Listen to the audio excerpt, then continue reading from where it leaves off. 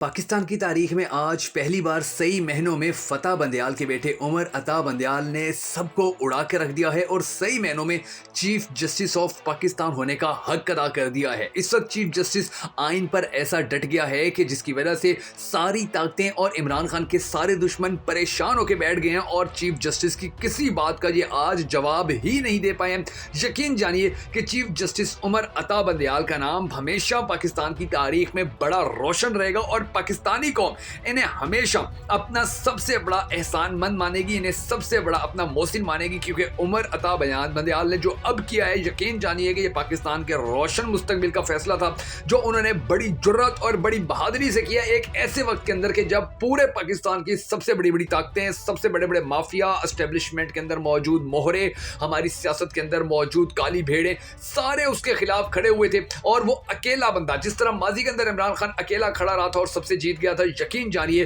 कि अब chief justice Umar Ata Bandial ने भी इन सबको शिकस्त देकर हमेशा हमेशा के लिए पाकिस्तानी कौम के दिल के अंदर अपने लिए घर बना लिया, अपने लिए जगह बना ली है। और अब तीन अहम तरीन रिमार्क्स हम आपको बताने जा रहे हैं चीफ जस्टिस ऑफ पाकिस्तान के जिन्होंने मुकम्मल तौर पर पीडीएम के सारे बयानियों को उधेड़ के रख दिया, उड़ा के रख दिया। इनको समझ ही नहीं आ रही थी कि ये चीफ जस्टिस के आगे क्या बात करें, कौन सा बहाना लगाएं, किस तरीके से चीफ जस्टिस को राजी करें कि ये इनकी बात मान ले, क्योंकि चीफ जस्टिस के पास तो सारे हकाइक आए पड़े थे और ये लोग बगैर हकाइक के, बगैर किसी सबूत के चीफ जस्टिस के आगे गए हुए थे। अब जो कौम के मुकद्दर का बड़ा एक रोशन फैसला किया गया और इमरान खान और पूरी पाकिस्तानी कौम को बिलाशुबा इसके ऊपर मुबारकबाद भी देनी चाहिए, वो क्या है आज के वीडियो के अंदर मैं वो भी आपको बताऊंगा। और chief justice of Pakistan Umar Ata Bandial के जो रिमार्क्स थे जो बड़े सुनहरी अल्फाज में लिखे जाने चाहिए वो भी मैं आपको बताऊंगा। लेकिन उससे पहले हम सबको अल्लाह तबारक व तआला के हुजूर गिड़गिड़ा कर ये दुआ करनी है कि ए हमारे परवरदिगार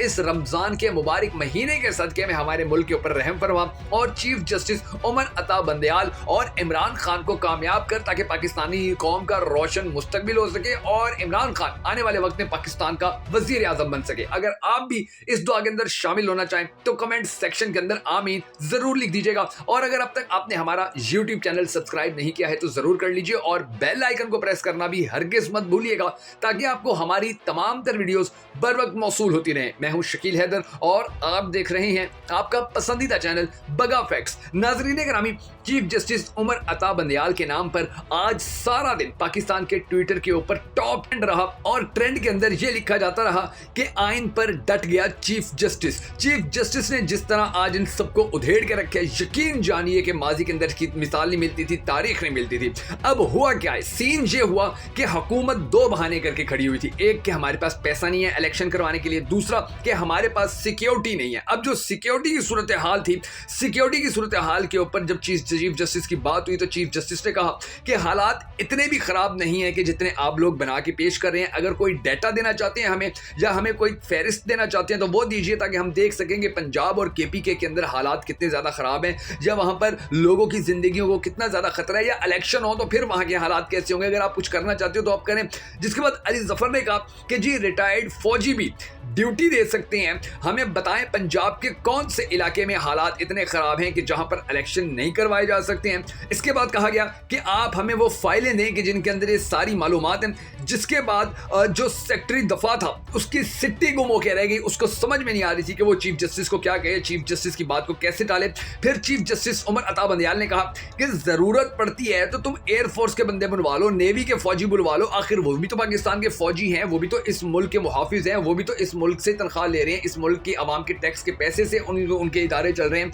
अगर हमारी बर्री फौज इस काम के लिए सामने नहीं आ सकती है या उनकी मजबूरी है तो आप एयरफोर्स के लोग ले लें। आप इनके अलावा जो नेवी के बंदे हैं उनको उठा लीजिए, या जो रिटायर्ड फौजी हैं उनको उठा लीजिए। ये जो आप सिक्योरिटी का मसला कहते हैं, इस सिक्योरिटी का मसला ये बिल्कुल भी नहीं है और आप ये बहाना बिल्कुल खत्म कर लीजिए। इसके अलावा अगर आपका कोई और इशू है तो आप वो बता दीजिए, या आप अलग अलग आकर आप मुझे बता दीजिए कि भैया जी हमें ये मसला है, है, अभी जो हमारी पाक फौज है इसका चीफ अलग होता है, जो हमारी नेवी है उसका चीफ अलग होता है, जो हमारी एयरफोर्स है उसका चीफ अलग होता है। यानी कि अगर ये एयरफोर्स और हमारी नेवी आ जाते हैं तो फिर हमारी जो बड़ी फौज है उसको इनसे भी कोई मसला नहीं होगा, इनको उनसे भी कोई मसला नहीं होगा, इलेक्शन भी हो सकते हैं, सिक्योरिटी भी ये बड़ी अच्छी दे सकते हैं। और ये बड़ा फर्ज भी बनता है इनका कि जब पाकिस्तान के अंदर इस तरह के मसाइल हों तो फिर ये मैदान में आए और मामले को सेट करने के लिए काम करें। अब जो दूसरा मामला था वो था अखराजात का। चीफ जस्टिस ने कहा कि हमने आपको कितनी मरतबा कहा है कि आप सरकारी मुलाजमों की तनख्वाहें कम करें, उनकी तनख्वाहें काटें, हमारी तनख्वाहें लें, हमसे पैसे लें, हम अपनी तनख्वाहें डोनेट करेंगे,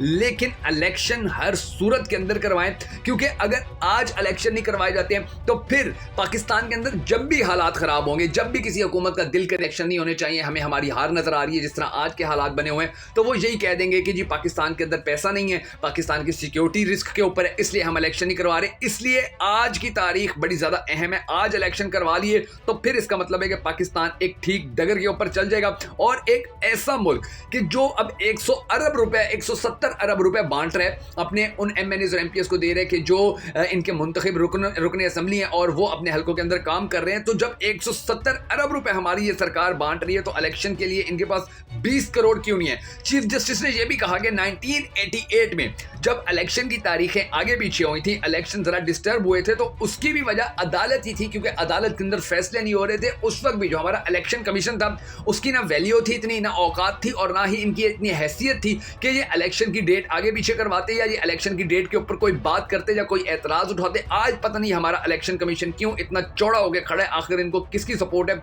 इस बात की अभी तक समझ नहीं आ रही है। इसके अलावा इलेक्शन कमीशन को बड़ा धोया हमारे चीफ जस्टिस उमर अता बंदयाल ने। यकीन जानिए कि ये पूरी पाकिस्तानी कौम का फख्र है। आप अपनी आने वाली नस्लों को बताइएगा कि जो चीफ जस्टिस उमर अता बंदयाल था उसने आपके ऊपर, हमारी आने वाली नस्लों के ऊपर कितना बड़ा एहसान किया था। चीफ जस्टिस उमर बंदयाल ने कहा जी 50% जो पोलिंग स्टेशन हैं, जो रिपोर्टें सामने आ रही हैं, बिल्कुल महफूज हैं, बिल्कुल पुरअमन है, वहां आप इलेक्शन क्यों नहीं करवा रहे हैं। और इसके अलावा जो सबसे ज्यादा दिलचस्प बात है वो ये है कि चीफ जस्टिस ने इन्हें बड़ा डांट कर कहा कि हम आपसे कोई ब्रीफिंग नहीं ले रहे, बल्कि हम आपसे ये सवाल पूछ रहे हैं कि अगर आपको सिक्योरिटी का मसला या पैसों का मसला है तो उसका जवाब दें। हम आपको सिक्योरिटी का मसला भी हल करके देंगे, हम आपको पैसों का मसला भी हल करके देंगे, आप हमें यह बताएं कि आपको इलेक्शन करवाने में क्या प्रॉब्लम है, क्या दिक्कत है। तो इनकी बोलती बंद हो गई थी, इनकी सिट्टी गुम थी। जो इनका सेक्रेटरी दफा था उसके पास अल्फाज ही नहीं थे, वो एक ही बात कह रहा था, जी बेंच मुकम्मल करे, जी हमें एतराजात हैं, यही बातें कर रहा था। लेकिन जब उसे पूछा जाता था कि भाई मसला क्या है, एतराज क्या है, तो वहां पर वो कुछ भी बताने में नाकाम हो जाता था कि जी ये मसला है या ये एतराज है। और दूसरी जानिब